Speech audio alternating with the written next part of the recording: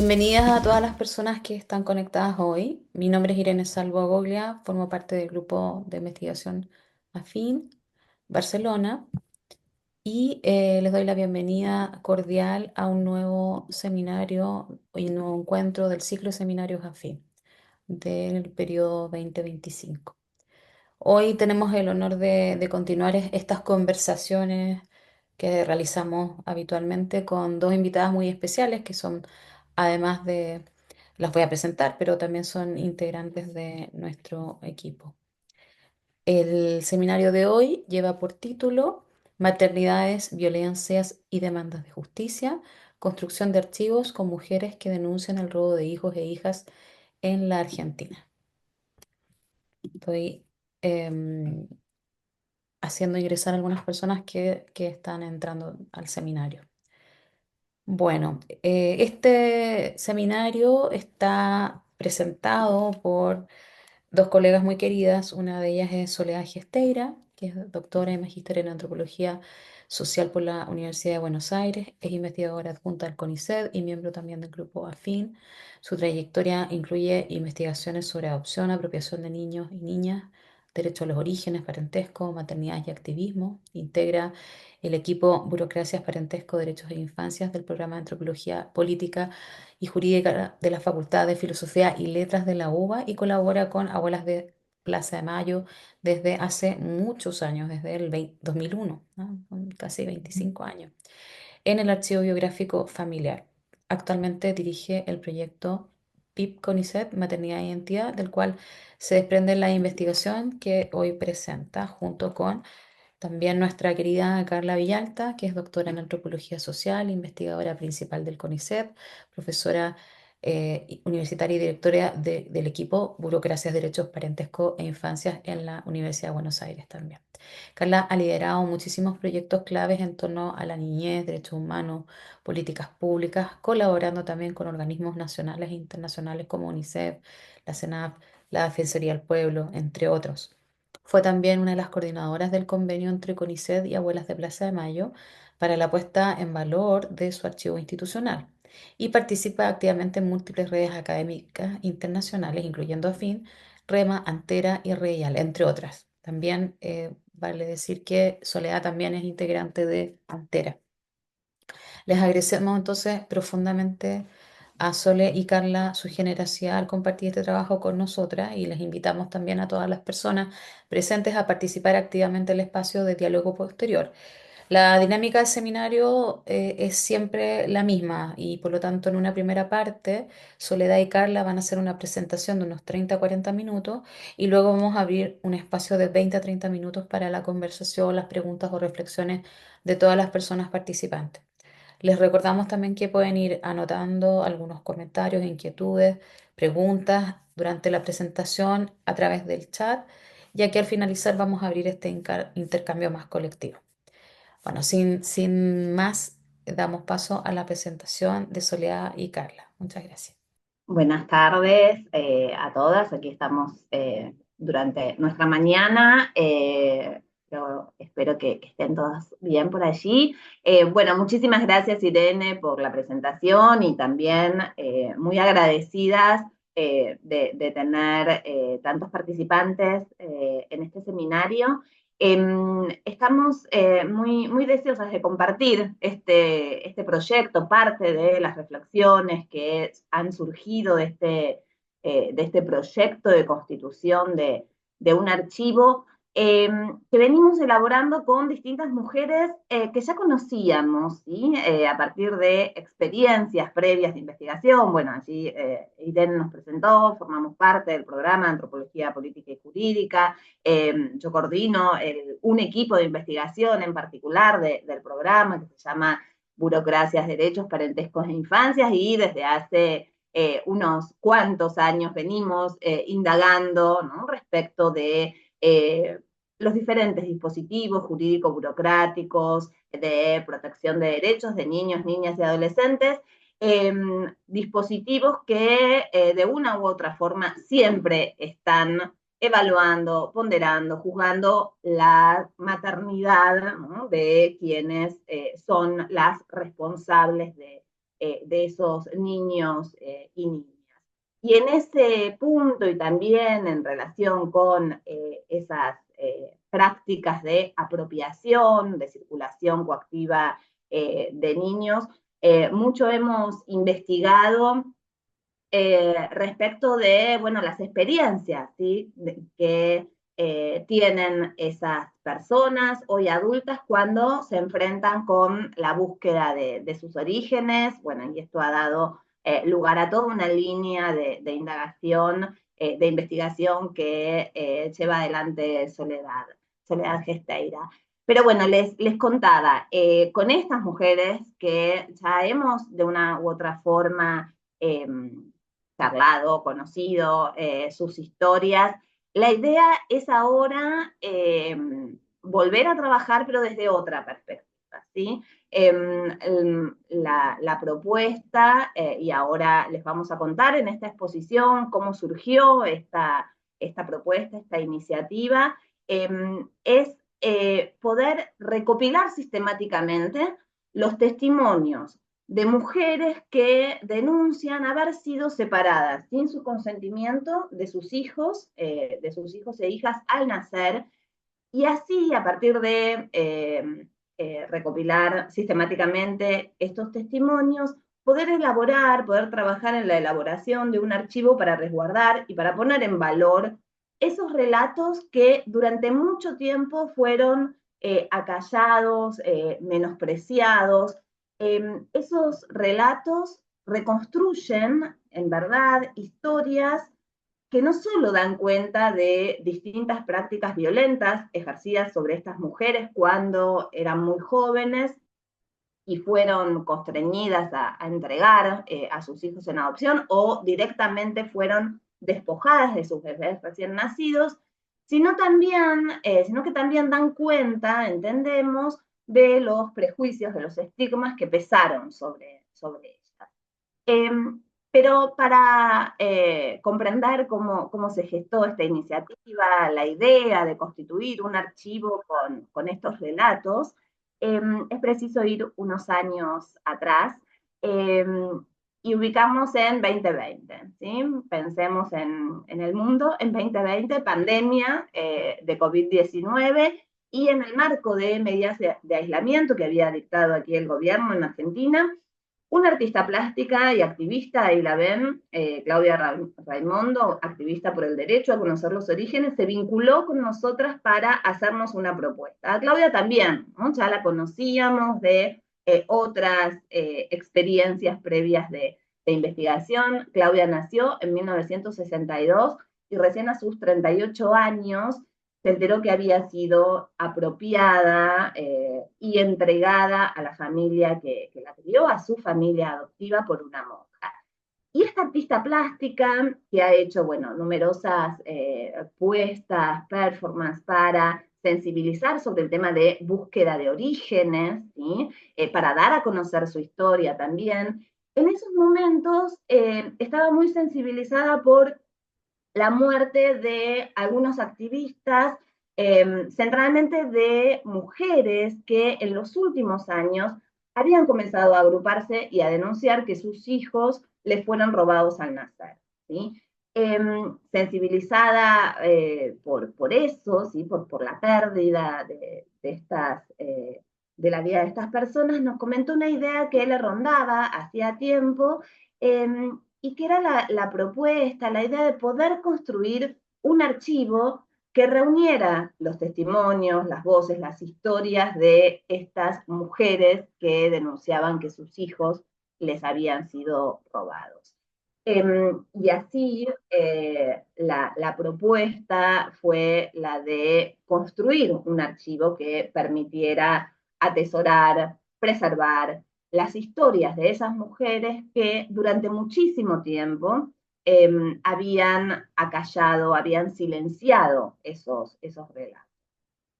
Un archivo que, según Claudia, se inspirara en el Archivo Biográfico Familiar de Abuelas de Plaza de Mayo, una iniciativa que luego vamos a ver, es única en su tipo y que esta institución, Abuelas de Plaza de Mayo, desarrolla desde el año 1998. Pero bien, ¿quiénes son, ¿no? Estas mujeres, estas activistas a las que, digamos, Claudia eh, quiere de alguna manera que puedan dejar, ¿sí? Como un legado, ¿no? Y un testimonio de sus búsquedas y de sus experiencias también. En verdad son mujeres que también se han sensibilizado, ¿sí? A partir de, y se han visto interpeladas. Por un lado, a partir de la lucha de abuelas de Plaza de Mayo en la Argentina, y por otro lado también se han sensibilizado a partir de la búsqueda de estos activistas que desde 2000 en adelante se han agrupado y han generado distintas organizaciones para buscar sus orígenes. Y estas dos iniciativas que son diferentes, pero que en un punto están sensibilizando, ¿sí? Sobre la temática de la apropiación y de la sustitución de identidades, estas mujeres digamos, han sido interpeladas y se han animado a comenzar a hacer públicas sus historias.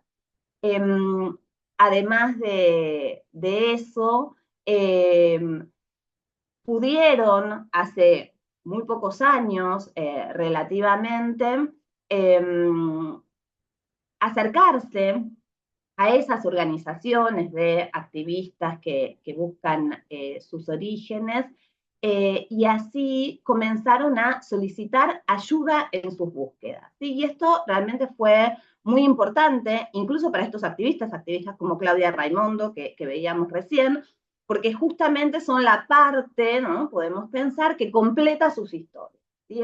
Esas personas que están buscando sus orígenes se encuentran con mujeres que dicen, bueno, yo no di a mi bebé en adopción, a mí me lo robaron, me engañaron, me dijeron que estaba muerto o me dijeron que me hiciera a la idea de que iba a estar mucho mejor con otra familia y no conmigo.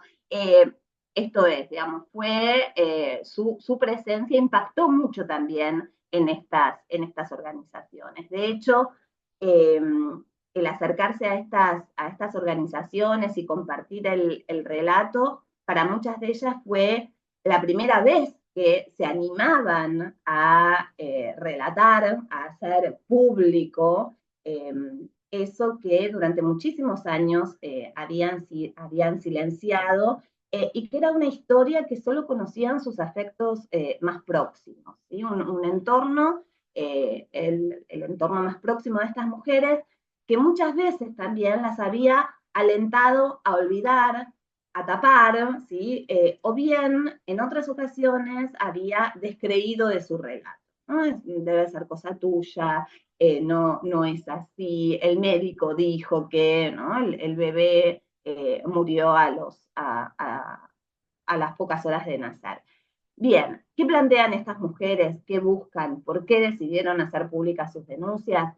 Muchas de ellas, como vemos allí, y allí vemos en esta foto algunas de ellas, eh, muchas argumentas que fueron presionadas o directamente obligadas a entregar a sus hijos recién nacidos. Y que luego de esos sucesos nadie atendió a sus reclamos o ni siquiera les creyó. Además, un dato recurrente en sus historias es que cuando sucedieron estos hechos que ellas ahora denuncian, eran adolescentes o muy jóvenes y varias de ellas, bastantes de ellas, provenían de sectores populares.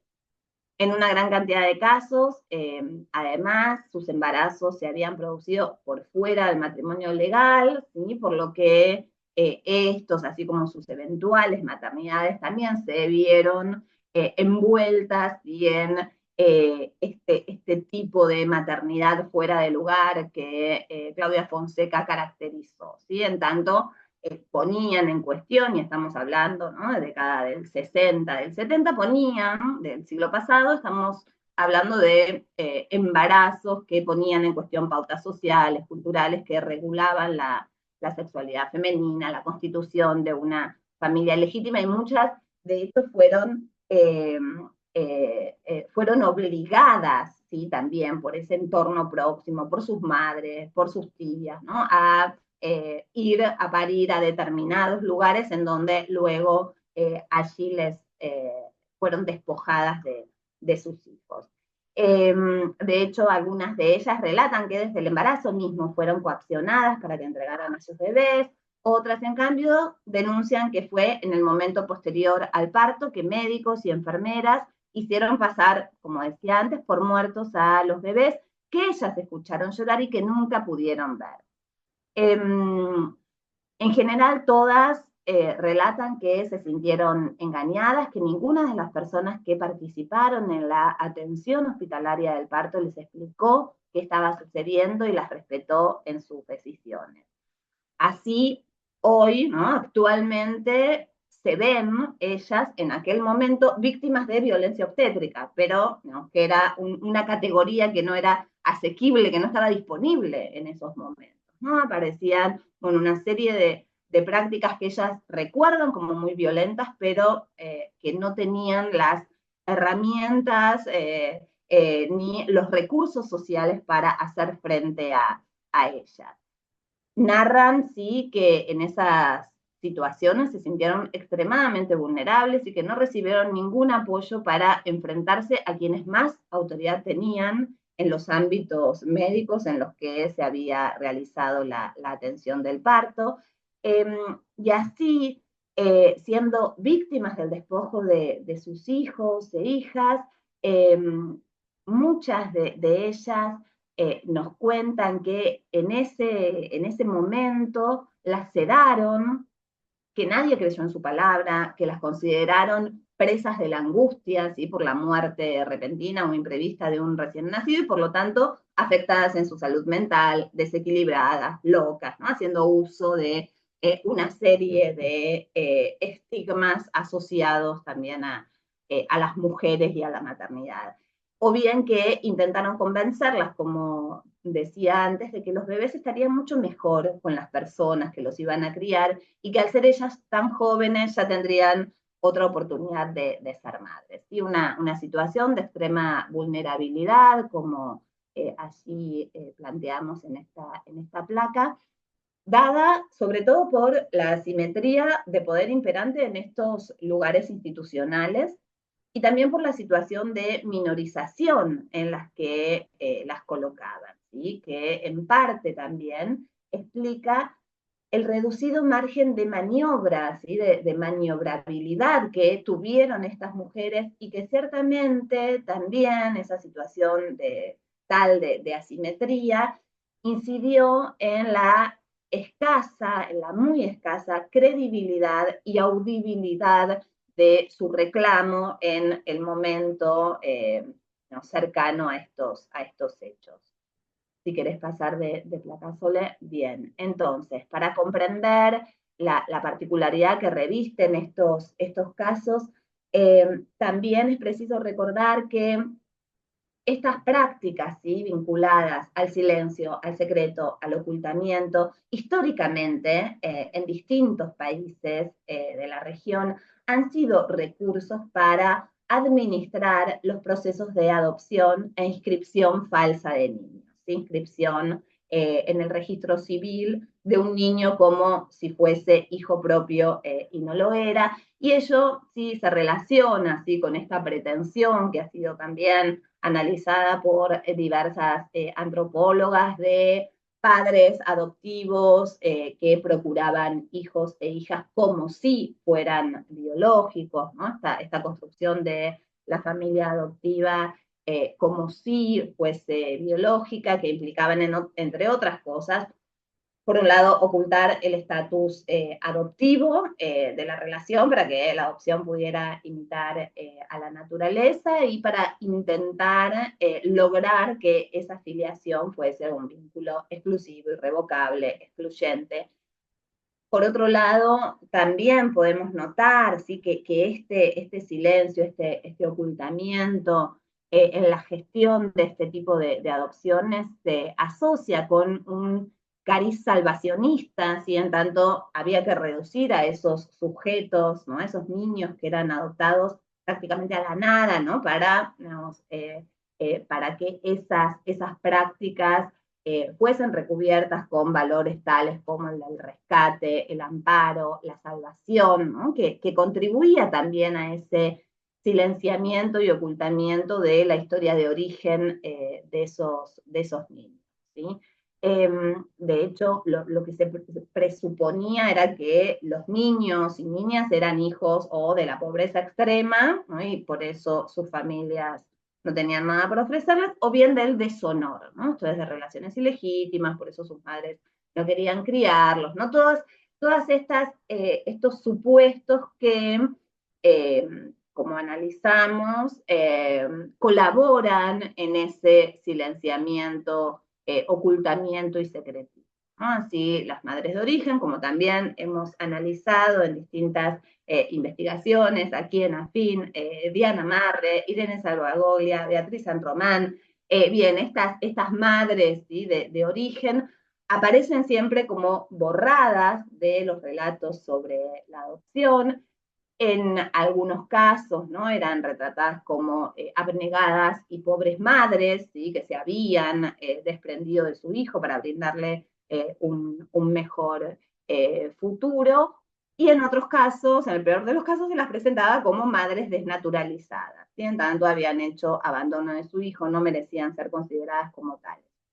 Más allá de estas, ¿no? De estas dos imágenes polares en relación con la madre de origen, lo que prevalece es el desconocimiento, el silenciamiento, el acallamiento respecto de quiénes, ¿sí? Fueron, quiénes son esas mujeres que son las madres de origen, las madres biológicas de los niños y niñas que son adoptados. ¿Sí? Esto es, son madres invisibilizadas en los relatos también de la adopción, ¿no? De hecho, las circunstancias que rodean la entrega de hijos en adopción, razones, deseos, dificultades, eran en general interpretados mediante una matriz que las culpabilizaba, ¿no? En el caso de que quisieran tener noticias de su hijo, revincularse con él. Por eso lo que planteamos es que en muchísimos casos, y esto está también verificado en diferentes investigaciones, esa culpabilización, ¿sí? Retratarlas como malas madres, como madres desnaturalizadas, fue un recurso eficaz para asegurar el silencio. Estas mujeres entonces eh, fueron sospechadas de no haber sabido, ¿no? Cumplir su rol maternal, y como sabemos, ese rol maternal se cimentó muchas veces en los valores de la abnegación, el sacrificio, la entrega, o bien de no haberse defendido lo suficiente para que ese despojo no ocurriera. ¿Sí? Que es algo que es recurrente en los relatos de estas mujeres también, ¿no? ¿Cómo me pudieron hacer eso? ¿Cómo yo no pude enfrentarme, ¿sí? En ese momento a que me robaran a mi hijo? Y esto genera en ellas una sensación de angustia, de culpa y dolor que aparece en primer plano en todos sus relatos. ¿Sí? Hay un dolor que no solo se origina en lo que sucedió con sus hijos, sino también en el silencio que fueron obligadas a mantener durante años y en el descreimiento que rodeó sus historias. Y esto nos parece fundamental remarcarlo porque hace sentido, tiene relación con esta propuesta ¿sí? De generar un archivo con sus voces, ¿no? Un archivo que permita generar una instancia de legitimación, de legitimidad, ¿sí? De esa palabra que durante años fue sospechada, silenciada, y de ellas, ¿no? Como mujeres que durante años vivieron con vergüenza, ¿no? Que es otro de los valores morales que aparece también en primer plano cuando ellas nos comparten sus historias. ¿Sí? Vergüenza por no haber advertido que estaban embarazadas en algunos casos, ya que muchas refieren que incluso hasta muy avanzado su embarazo no sabían que estaban cursando un embarazo, por no haber reclamado en el momento, por no interpelar o oponerse con mayor fuerza al discurso de los médicos, de las parteras, o incluso de sus maridos, ¿no? De sus familias. Eh, la vergüenza de no haber sabido buscar antes a sus hijos, ¿no? Entonces, vergüenza, culpa, se manifiestan, se extienden de diversas formas en distintos momentos de sus vidas. ¿Sí? Y también otra cuestión saliente, ¿no? En sus relatos es eh, la idea de que siempre son sospechados, ¿no? Que no les terminan, no terminan de ser relatos creíbles. Y aparece allí una desconfianza, ¿sí? Acerca, y ellos lo notan, ¿no? Todo el tiempo, una desconfianza acerca de la veracidad de lo que cuentan, una suerte de recelo, ¿no? Respecto de que en verdad, en lugar de ser víctimas, ellas quizá lucraron con ese hijo, lo regalaron o lo vendieron. ¿Sí? También está presente en las evaluaciones de las que son objeto los relatos de estas mujeres y que también explican, analizamos nosotras, el prolongado silencio que estas mujeres mantuvieron. ¿Sí? De hecho, ellas debieron atravesar una serie de prejuicios, de valoraciones morales, en tanto finalmente son mujeres sospechadas de haber abandonado a sus hijos, ¿sí? Con la carga moral, sabemos que conlleva el concepto de abandono y que recae sobre estas mujeres. ¿Sí? Y este abandono, ¿sí?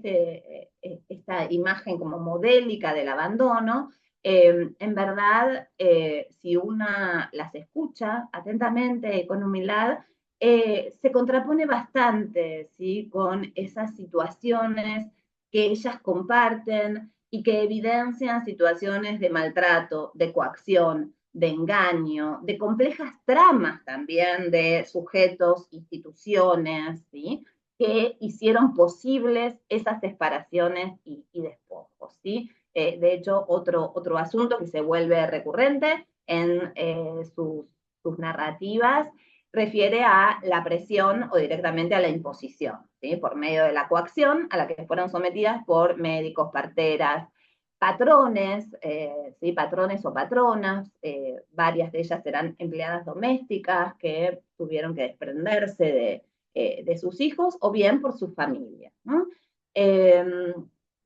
Bien, y otra cuestión que allí que está apuntada en la placa y que ya la referimos, pero que volvemos a ella, hay lo que se observa en estos relatos, ¿sí? Cuando prestamos atención a sus historias, es la enorme asimetría, ¿sí? La relación tan asimétrica en la que ellas se encontraban, ¿sí? La coacción que fue ejercida, la culpa, la vergüenza que sintieron y cómo esas emociones no solo revirtieron en dolor, en mucho dolor, sino también en el silencio prolongado que mantuvieron durante muchos años.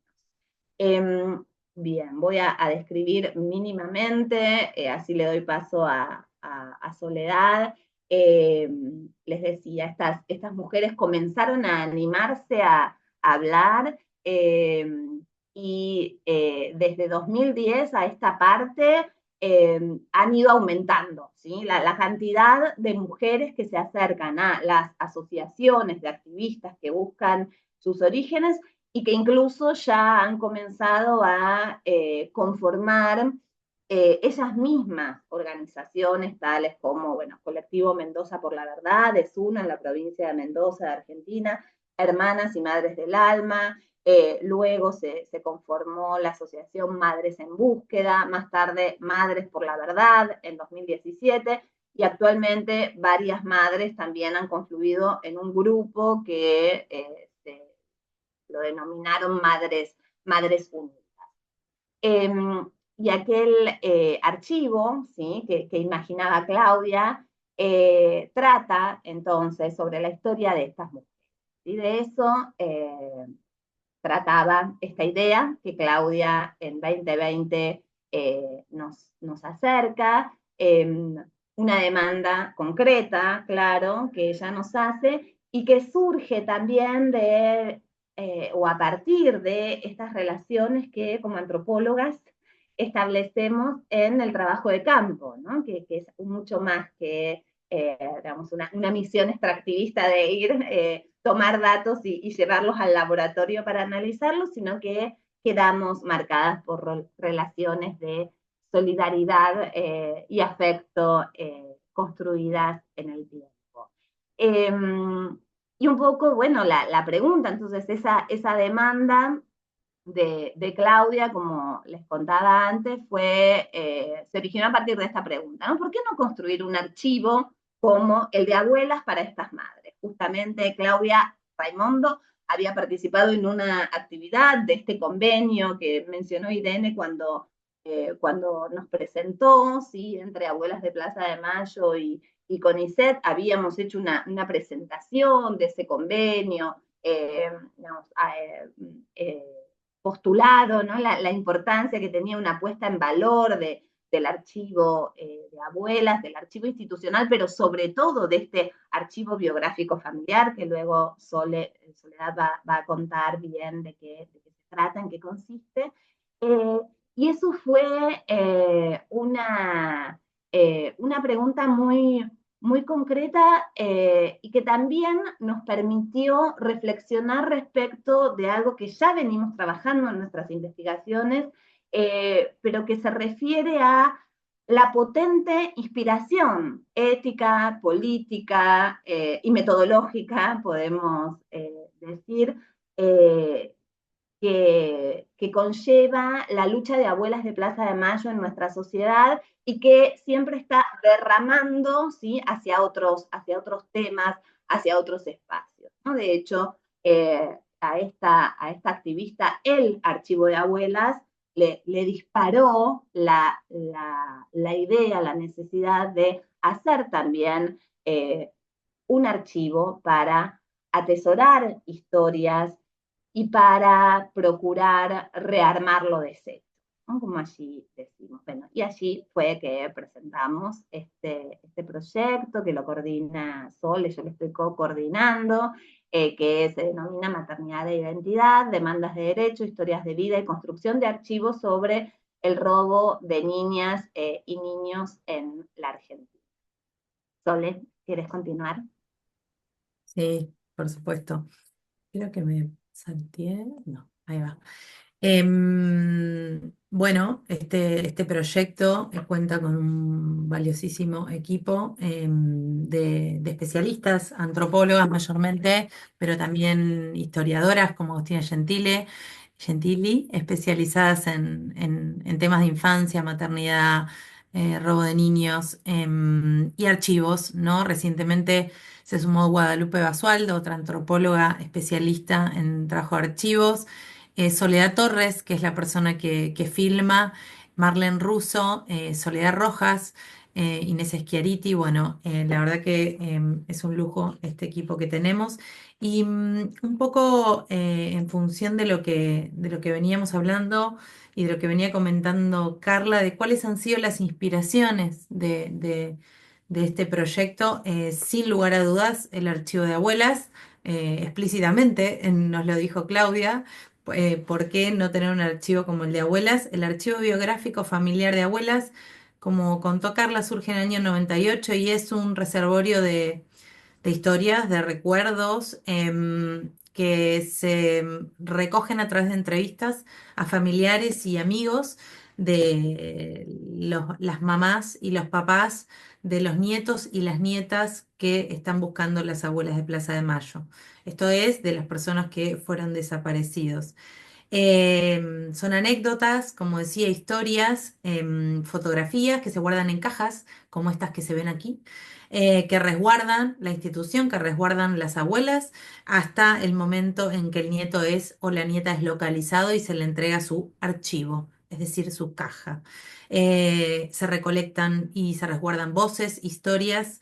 em, y se resguarda ese material de archivo para reconstruir la esfera íntima y personal de los padres y los madres y las madres de las personas que fueron apropiadas durante la última dictadura militar y que actualmente están buscando las abuelas. eh, Se lograron restituir 139 nietos y nietas. Este archivo es único en el mundo, cuenta con 2.500 entrevistas y es un ejemplo, ¿no? Em, Así como tuvimos esta inspiración a través de esta experiencia de abuelas, experiencia, como decía Carla, metodológica, ética, política, bueno, también otras inspiraciones teóricas fueron imprescindibles para elaborar este proyecto, ¿no? Como sabemos, desde los años 90, ¿no? En los últimos tiempos los archivos cobraron una atención renovada, ¿no? Y fueron problematizados de distintas disciplinas y centralmente, lejos o no, o exclusivamente, em, no constituyen un artefacto de poder, ¿no? No solo se pueden pensar los archivos como al servicio de los estados o los estados coloniales, ¿no? Como señala Hans Toller, sino que también los archivos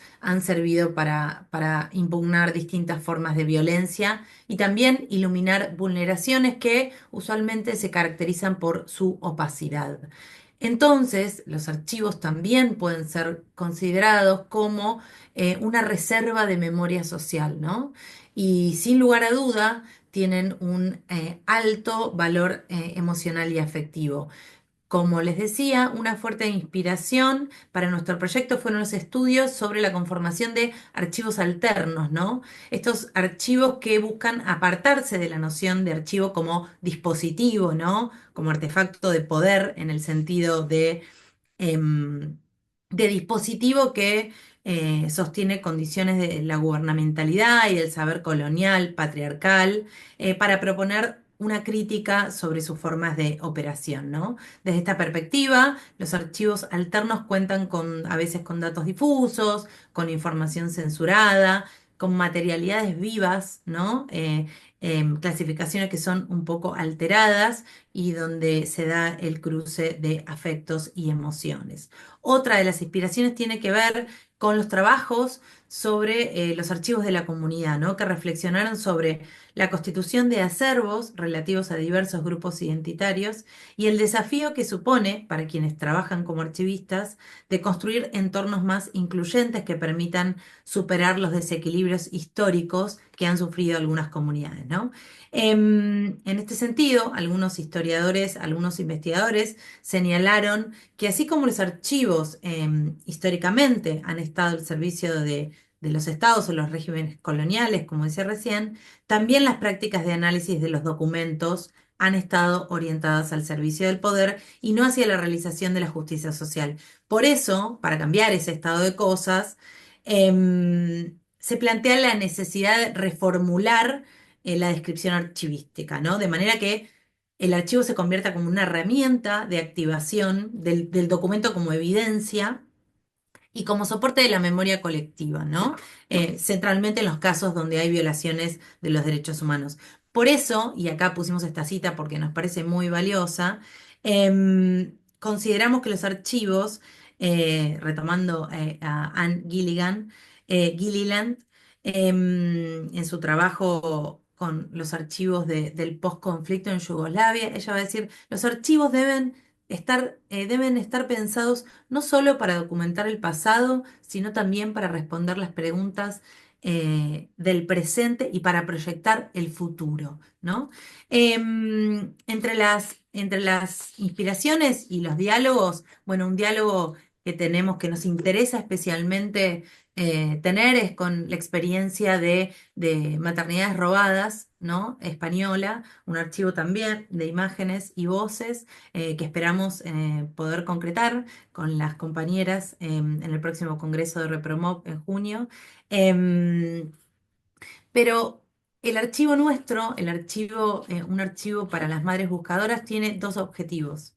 Por un lado, el objetivo de garantizar el derecho a la identidad de los hijos y las hijas para que puedan conocer a sus madres en el caso de que ellas fallezcan antes de encontrarlos. Y por otro lado, este objetivo de conocimiento, ¿no? De poder continuar, de poder construir un insumo, un instrumento para el análisis de las prácticas de robo de niños y para esta forma específica de violencia que se ejerció contra las mujeres a través del despojo y la apropiación de sus hijos e hijas. Em, Se trata de un corpus documental, como decíamos, de historias de vida, y consideramos que puede ser un registro social y un aporte a la memoria colectiva. ¿Cómo hacemos este trabajo? Bueno, como decíamos al principio, se trata de un trabajo colaborativo, supone realizar un tipo de investigación que se basa en el diálogo, en el intercambio de experiencias, de saberes. Entonces, qué preguntar, ¿no? Y cómo preguntarlo implicó para nosotras ponernos en diálogo con estas mujeres, con las madres buscadoras de Argentina, pero centralmente con las hijas y los hijos, ¿no? Los buscadores. Ahí, como ven en la primera foto, estamos trabajando junto a Claudia Raimondo y a Roxana Solares, otro activista, para conocer específicamente qué quieren saber de sus madres.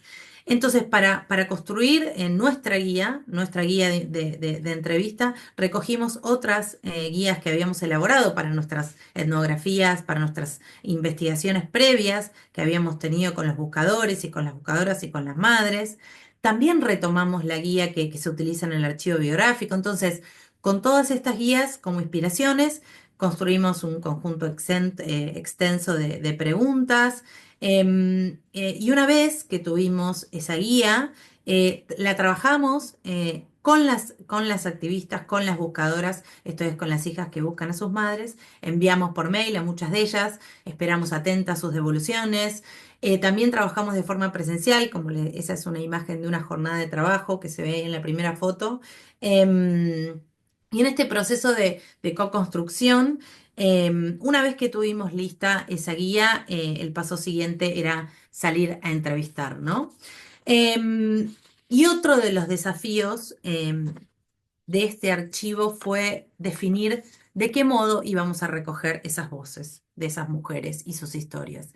Esto es de qué manera hacer entrevistas que permitieran resguardar su voz, pero también la gestualidad, los rostros, las imágenes de sus casas, los objetos, las fotografías y aquello que atesoran para su hijo o hija con el que nunca convivieron, pero al que buscan desde que nació. Entonces, una de las primeras decisiones fue que eran entrevistas audiovisuales y entrevistas en profundidad.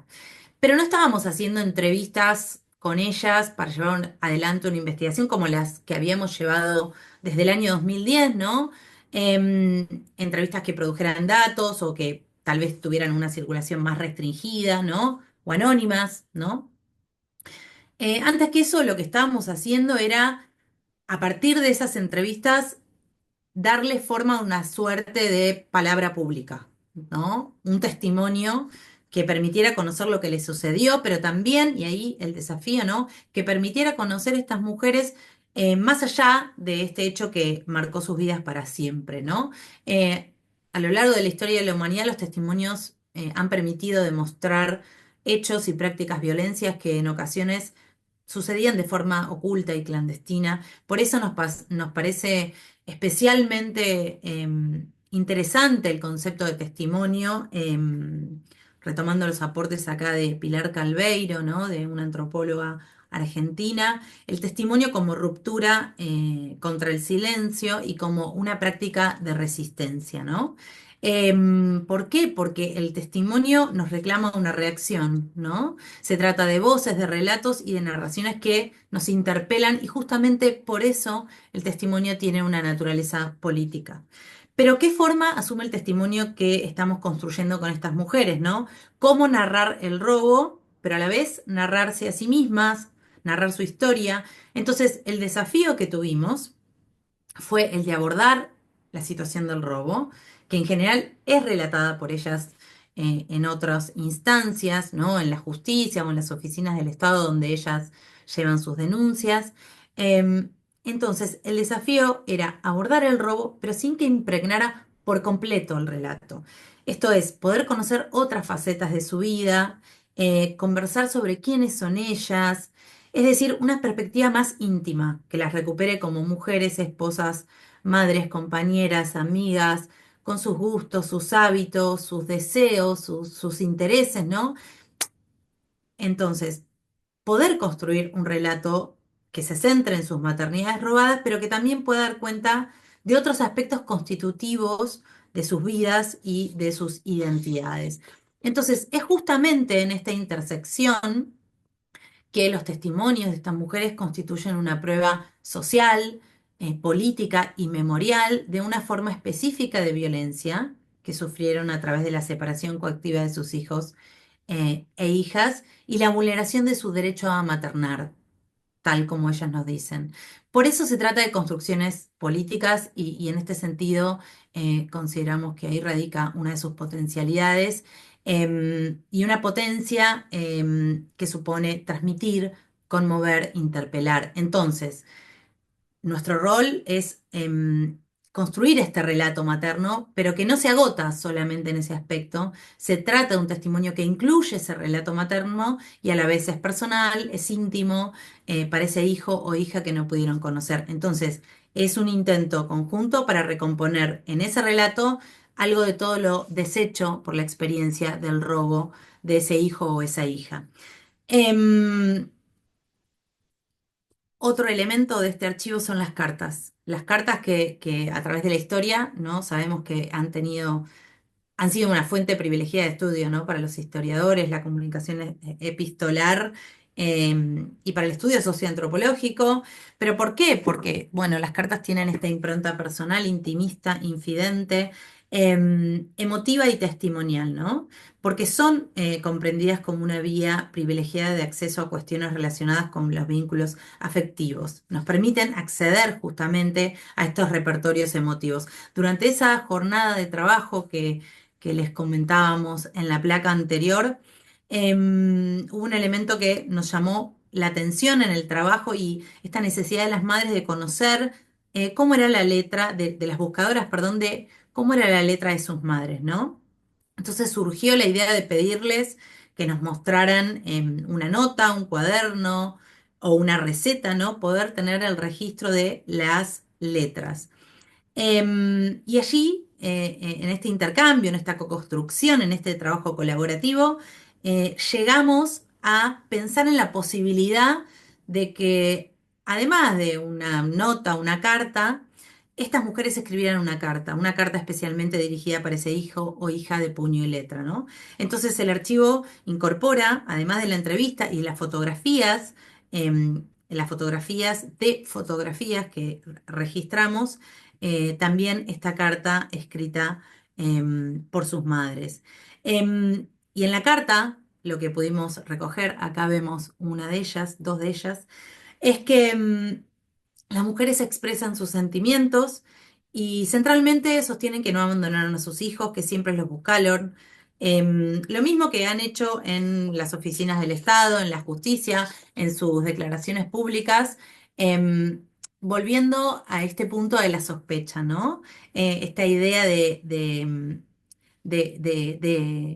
que ellas son mujeres sospechadas de haber abandonado a sus hijos. Entonces las cartas también son una oportunidad, un dispositivo clave para legitimarlas, porque allí pueden construir su versión de los hechos acerca del despojo y el robo de sus hijos.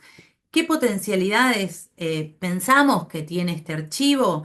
En primer lugar, como decíamos al comienzo, consideramos que es un instrumento para iluminar vulneraciones, para acceder para aportar al conocimiento de distintas formas de gestionar estas maternidades fuera de lugar, como comentaba Carla al principio, y también una herramienta para impugnar diversas formas de violencia, ¿no? Y centralmente consideramos que este archivo puede transformarse en un mecanismo de reparación, justamente por el carácter sensible y silenciado de las experiencias de estas mujeres que sufrieron el robo de sus hijos. Entonces, si los archivos tienen dimensiones afectivas y emocionales porque permiten construir historias allí donde se intentó destruir lazos y borrar sujetos, creemos que la construcción colaborativa de un archivo puede ser una vivencia que al permitir visibilizar y poner en palabras y resguardar aquello que se quiere transmitir, contenga un potencial reparatorio. Al mismo tiempo, como decíamos, también este archivo se puede constituir como un prisma privilegiado para conocer las facetas más ocultas y menos visibles y más desconocidas de las prácticas de transferencia coactiva de niños. Y de este modo puede construir un conocimiento respecto de la situación, como contaba Carla, de estas madres de origen, de estas madres biológicas, que habitualmente aparecen ausentes en los relatos de las investigaciones sobre la adopción de niños. Em, por ello, en otro plano, consideramos que este acervo, construido especialmente para documentar los relatos y los recuerdos que durante muchísimos años fueron silenciados, puede ser un insumo potente para problematizar algunas de las más recurrentes formas y tecnologías coactivas de disciplinamiento corporal y moral que se ejerció sobre las mujeres y sobre los niños y que durante muchísimo tiempo estuvieron acalladas e invisibilizadas. De esta manera, los relatos de estas mujeres van a permitir, como decía, construir un prisma para analizar y complejizar eh, el conocimiento sobre las formas concretas en que se expresan las desigualdades de clase, de género, de raza y de edad en nuestra sociedad. Em, ¿Qué desafíos tenemos en este archivo? Bueno, muchísimos. em, a nivel técnico, a nivel metodológico, analizar cómo vamos a resguardar el material, dónde, cómo lo difundiremos, cuál será el formato de esa difusión, si será parcial o total. Todas estas cuestiones las trabajamos de forma colaborativa con estas mujeres, pero creo que el mayor desafío que tenemos en este momento es continuar construyendo y consolidando con cada una de ellas un espacio de escucha para que estos relatos que durante mucho tiempo fueron acallados puedan ser enunciados, se puedan producir, ¿no? Porque narrar puede también ser una forma de mitigar el dolor, ¿no? Este dolor producto del silencio y, como decía Carla, del descreimiento que rodeó a sus historias. Entonces, para nosotras toda esta experiencia etnográfica es un innegable desafío permanente, pero también es una muestra de que la etnografía como experiencia tiene implicancias afectivas y políticas dadas por las relaciones que construimos en nuestro trabajo de campo y en nuestra labor de investigación. Ellas son las primeras mujeres que entrevistamos: Alicia, Esther, Leonor, Marta y Estela, y queríamos que las escuchen brevemente. Tenemos un video muy cortito. Un segundo, ya lo pongo nuevamente y cerramos con esto. Mi Sí, nombre es María ahí está. Alicia, em, tengo 67 años que cumplo en febrero. El 30 de noviembre de 1983 nació mi hijo en una clínica de San Martín. Me dijeron que había nacido muerto. Yo busco la verdad porque después de un ADN que confirmaron que no era mi hijo, no tengo más novedades y noticias. Así que busco esa verdad. Yo le quiero decir que si viera esto, que supiera que nosotros no lo dimos, no lo vendimos, que tuvimos esa desgracia que nos robaron a nuestro bebé. simplemente, era esperado y lo queríamos y bueno, tuvimos que superar un montón de cosas para entender lo que todavía no entendemos que nos pasó. Soy Esther Ublich, busco a mi hijo hija que nació el 29 de marzo de 1978 en la maternidad Sardá de la ciudad de Buenos Aires. Lo esperábamos con muchísima ilusión y bueno, espero en algún momento que podamos encontrarnos. Soy Leonor Marto Lazarano. Estoy en búsqueda de mi hijo o mi hija que se apropiaron en el sanatorio de Wilde, en la calle Mariano Moreno y Las Flores. El nombre de la partera era, porque falleció en el 95, Juana Arias Elena de Franisevich y Jorge Vergés. Yo entraba a los 7 meses de embarazo, me encerraron y me pusieron una inyección en el vientre para adelantar el parto. Yo lo vi al bebé con vida, pero me lo sacaron tan rápido que no llegué a ver si era nena o nene. Hijo, no dejé de buscarte. Mamá te está buscando. Me, ro- Me robaron lo que más quería en la vida.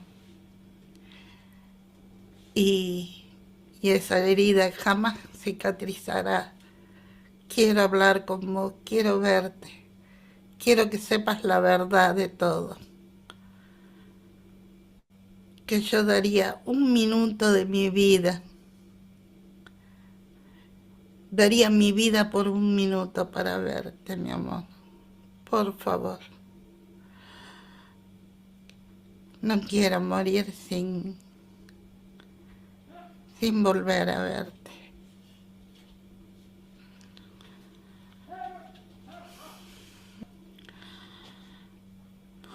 Me llamo Estela Maris, mi hijo nació el 2 de mayo de 1995 en la Clínica La Unión de Villa Martelli. Me lo robaron.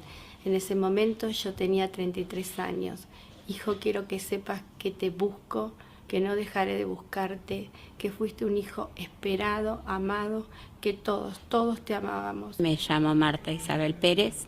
Estoy buscando a mi hijo o a mi hija que me robaron en el año 1968 en el consultorio de la señora Nilda Civale y lo estoy buscando. Quisiera saber cómo es, quién es y darle un abrazo y, y conocerlo. Bueno, muchas gracias a ustedes. La verdad que tremendo. Conmueve mucho y es fuerte. Así que gracias por el seminario y gracias también por compartir estos videos testimoniales de este valioso archivo que están construyendo. Perdón que me quedé media fuerte, sobre todo uno de los relatos. Pero voy a agarrar desde ahí, ¿sí? Bueno, les agradecemos mucho. Yo quisiera retomar algunas cositas que fueron diciendo ambas para poder abrir la conversación. Algunas ideas que me resuenan también de distintos enfoques teóricos o metodológicos que van nutriendo nuestras formas de pensar la investigación y en particular también el trabajo con estos archivos vinculados a esta temática em, tan grave. Pensaba también desde una mirada más postcualitativa, esto que planteaban de que el archivo no se concibe como un dispositivo en el sentido tradicional o como un mero contenedor pasivo de datos, de información o incluso como un reflejo del pasado, ¿no? Sino que lo entienden como una práctica más relacional, más situada, más performativa también, que va entretejiendo experiencias cuerpos, afectos, silencios, materialidades también y tecnologías diversas, ¿no?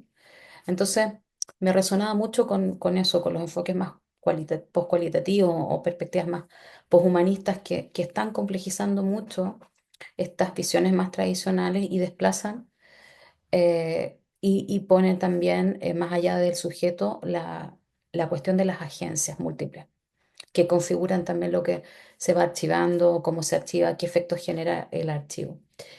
Eso por una parte, ¿no? Y me acordaba mucho también de un trabajo de un investigador que se llama Gary Clapton, que es un investigador que yo sigo mucho hace varios años, que podríamos decir que se sitúa dentro de un enfoque de trabajo social crítico, donde explora también lo que son los expedientes desde esta mirada y, y también los fantasmas que circulan dentro de los archivos, ¿no? A mí me aparecía también ese lugar más de borde, más liminal, que es algo que hemos visto con otras temáticas también, sobre lo que está presente y lo que está ausente, respecto también de las pérdidas ambiguas, de estos hijos desaparecidos vivos, como dice también Rotavi, ¿no?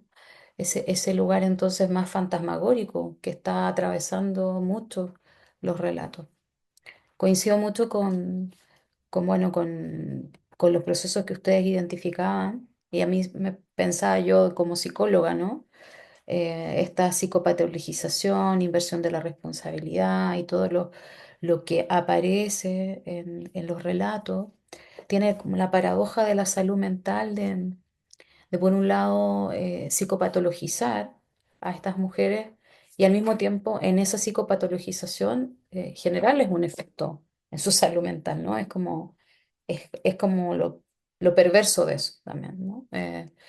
Em, Porque resulta muy difícil a lo largo de la vida sostener la cordura en medio de todos esos mecanismos y estrategias, ¿no? A que atraviesan este tipo de problemáticas. Entonces, bueno, en este sentido veo un lugar y un rol muy productivo del archivo. Y entonces lo planteaban como las potencialidades reparatorias, ¿no? En un pasado que además no está muerto, no es pasado, en una perspectiva de conexión más bien incluso con el presente y el futuro. Y, y me quedó mucho y bueno, obviamente que ya con el testimonio, los testimonios que nos compartían, el efecto rehumanizante, ¿no? Cuando decías, por ejemplo, Soledad, que tampoco se trata de solamente que el relato quede atrapado, dominado por la experiencia de robo, sino densificarlo, ampliarlo, involucra entonces esta rehumanización, correrse de este reduccionismo que puede cristalizarlas únicamente como madres de hijos robados en un lugar distinto, restituirles como un espesor humano, ¿no? Biográfico, histórico, afectivo. Entonces, em, por supuesto, reconociendo que esa experiencia de separación forzada marca profundamente sus trayectorias, pero que no las agota ni las define por completo. Y esa densificación me parece que enriquece también la mirada del derecho a la identidad, no solo en la vulneración de ese derecho, sino en otras dimensiones de la identidad, ¿no? Porque pueden ser también no solo madres, sino que también hijas, hermanas, trabajadores, militantes, sobrevivientes, no sé, un montón de otras cuestiones que son fundamentales también de visibilizar de sus historias. Y por último, en relación a las preguntas que podría pensar, ¿no? Algunas preguntas yo les voy a dar, perdonen que me tome un poco el espacio, pero quería a partir de todo esto en mente abrir la conversación sobre la escucha, sobre el equipo, porque ustedes planteaban también, bueno, es un equipo muy potente, consolidado, un equipo que tienen todas mucha trayectoria de trabajo con estas temáticas, además un equipo muy afiatado, em, Pero bueno, la escucha también es el otro lado, ¿no? Estamos pensando en relaciones de investigación y me gustaría preguntarles cómo se posicionan también como investigadoras frente a estos relatos tan atravesados por sufrimiento, injusticia, eh, vulneraciones y qué efectos también ha tenido en ustedes o cómo trabajan esa escucha para poder estar en una posición de disponibilidad, porque es algo que, bueno, que hay que sostener esa relación, ¿no? De trabajo y de investigación continuamente. Y por último, ¿cómo imaginan, que tiene que ver mucho con los desafíos que planteaban también, cómo se imaginan la circulación o el uso futuro de este archivo? ¿Qué ideas tienen en mente? Y bueno, lo que quieran decir al respecto. Eso les dejo por mi parte. Muchas gracias.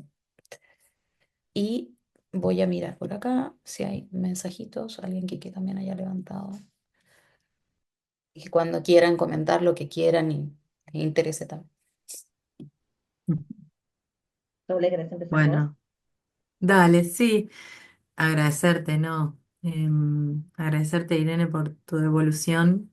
Em, Me alegra que quede grabado porque quiero volver a escucharte y que nos compartas biografía también. Me resonó mucho el concepto de rehumanización, em, y esto de restituir este espesor y pensaba en-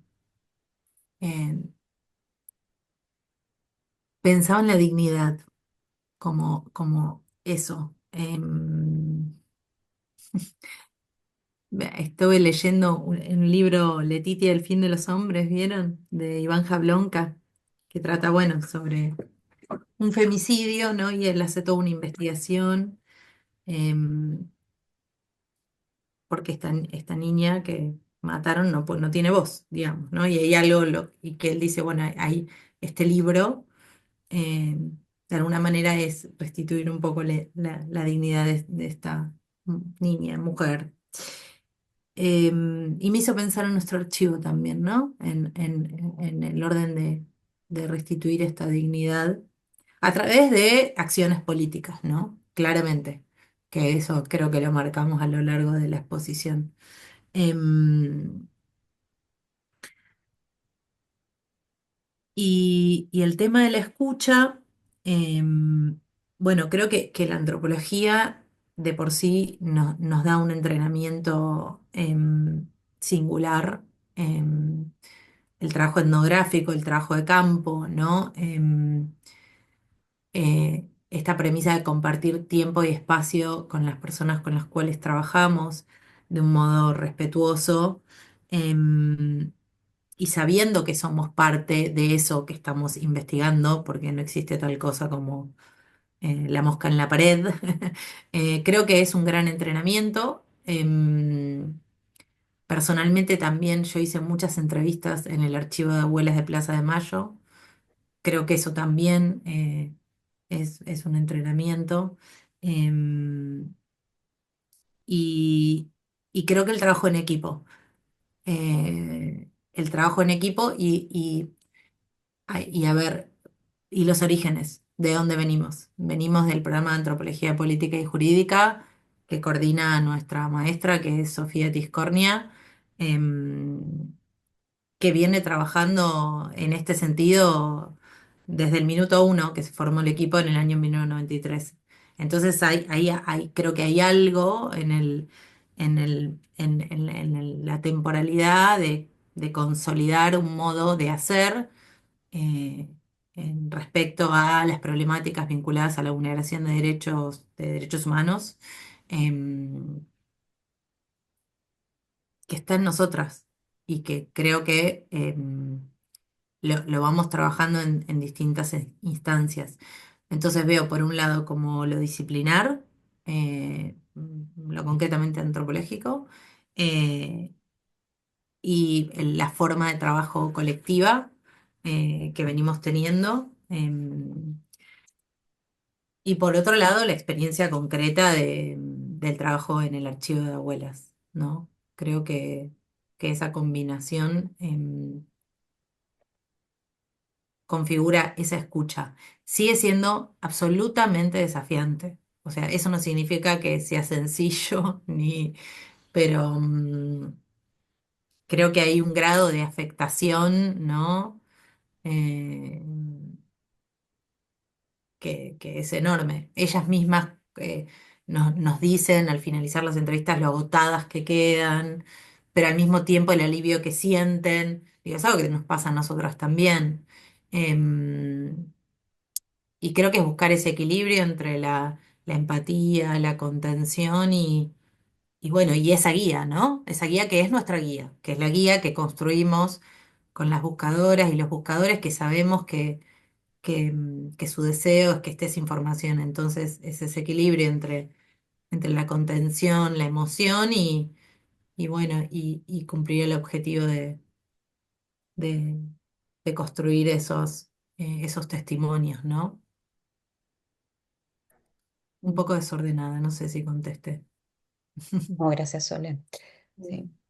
Sí, yo me quedaba pensando en algunas de las cosas que traías, Irene, que también agradecerte por los comentarios, la posibilidad de volver sobre lo que dijimos para ampliar. Y por un lado, sí, digamos, desde lo teórico, conceptual y metodológico, todo lo que se ha producido en relación con archivos construidos desde abajo, archivos de los derechos humanos, ¿no? Archivos para documentar, sí, esas violaciones a derechos humanos o vulneraciones desde el poder, ¿no? Y cómo aparece allí una cuestión que nos iluminó bastante para repensar, por un lado, bueno, el giro archivístico, ¿no? Y todo lo que en el archivo aparece y cómo se construye y que se resguarda, que no, que se le da entidad. Un arma poderosa contra los memoricidios, ¿no? Esta idea de borrar memorias, bueno, este tipo de archivos pueden ser una herramienta, un recurso para generar memoria social sobre hechos que han intentado ser borrados, ¿no? Han intentado, como decíamos en la exposición, y trabajamos con este concepto del acallamiento, ¿no? De ser, bueno, silenciados, acallados. Por otro lado, también me parece súper interesante porque se liga a otros casos que también hemos investigado y venimos investigando, esto de la psicopatologización de estas mujeres, ¿no? Estos autoconvencimientos, ¿no? Y crónicas anunciadas, ¿no? Pareciera, porque allí hay, ¿no? Bueno, digamos, un convencimiento, ¿no? Muy coactivo, producido por la coacción, que, bueno, sí, finalmente yo fui una mala madre, porque no pude, porque, ¿no? Por una cosa o por la otra, esta, esta, esta condena, ¿no? Que pesa tanto sobre el mal ejercicio de la maternidad, aún en estas situaciones, ¿no? Tan extremas, aparece. Y estoy pensando, ¿no?, en la situación de otras mujeres que también son separadas de sus hijos por otras razones. Estoy pensando particularmente en el accionar del sistema de protección de derechos de niños, niñas y adolescentes, o mujeres presas, ¿no? Donde hay allí, digamos, un sutil y no tanto autoconvencimiento, ¿no? De cómo estos rótulos van generando determinados efectos en la subjetividad de estas mujeres y lo dificultoso, claro, que resulta en orden, ¿no?, a su cordura, a su salud mental, como... y pensándolo en la larga duración, bueno, tenemos un montón de ejemplos, ¿no? De mujeres díscolas, ¿no?, psicopatologizadas, ¿no? Esta idea de, bueno, la locura siempre fue, ¿no?, digamos, un rótulo, un estigma que se encontró muy cerca de esas mujeres que de una u otra forma eran disciplinadas como tales. También estaba pensando respecto de lo que vos decías bueno, restituir el espesor biográfico, que sí es algo que intentamos y que es una de las premisas en la construcción de este archivo y de los relatos que queremos que, bueno, preservar en él. También algo que nos llamó poderosamente la atención y que queremos trabajar es eh, los efectos que esto genera en los otros hijos, ¿no? Digo, que aparece y mucho también, ¿no? Ese lugar de los hermanos, ¿no?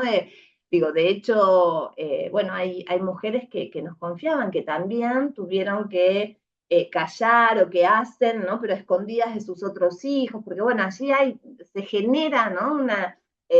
Digamos, efectos vinculares muy poderosos, ¿no? Porque si no, estas mujeres terminan ellas mismas cristalizándose en ese lugar, ¿no? El daño enorme y la angustia gigantesca que tienen, ¿no? Y no pueden, bueno, presentarse, ¿no? Desde otras facetas. Y por otro lado, sí, esto que traía Sole, que lo trabajamos y bastante. A ver, por un lado esto, la rehumanización y muchas veces en nuestro equipo, trabajando con víctimas de violencia institucional punitiva, aparece incluso esa tentativa de, primero, humanización, ¿no? Estoy pensando en una etnografía con mujeres, madres de chicos jóvenes que ha matado la policía, que ellas dicen, bueno, los mataron como perros, ¿no? Esta idea de la deshumanización completa, ¿no? Y que ahí, en verdad, el trabajo primero y principal que hacen esas mujeres que salen con su reclamo, con su demanda a la esfera pública, es humanizar a esos hijos que fueron rebajados, ¿no? A esa categoría. Entonces, eso genera una serie, claro, de desafíos y cómo algunas de las preguntas es, bueno, sí, cómo no reproducir relatos, cómo, ¿no? Generar esa escucha no prescriptiva, ¿no? Y en esto creo que sí, la etnografía tiene bastante para aportar, pero también, bueno, nutrirse de metodologías otras, ¿no? Y tener en cuenta la atención flotante, ¿no? Que en una etnografía se tiene que mantener, ¿no? Poder generar un espacio también de confianza, ¿no? Que estas mujeres sobre todo no se sientan juzgadas, ¿no? Esto es lo prioritario también una de nuestras premisas. Sí, me parece, y me parece también muy interesante lo que podrían ellas, o sea, si esto no sé cómo lo ponen en diálogo, pero saber lo que genera sus relatos en ustedes, desde el punto de vista de una entrevista como incluso pensaba en una autora que trabaja con madres de origen em, de la Rita Jovaca, que trabaja con madres de origen de Sudáfrica. Ella invierte, tiene un modelo de entrevista invertida, le llama, donde le dice también a las madres que le entrevisten a ella, ¿no? Como Mm, que les da un lugar donde también el saber lo que genera en otros su relato, ¿no? La escucha es como que potencia más estos procesos.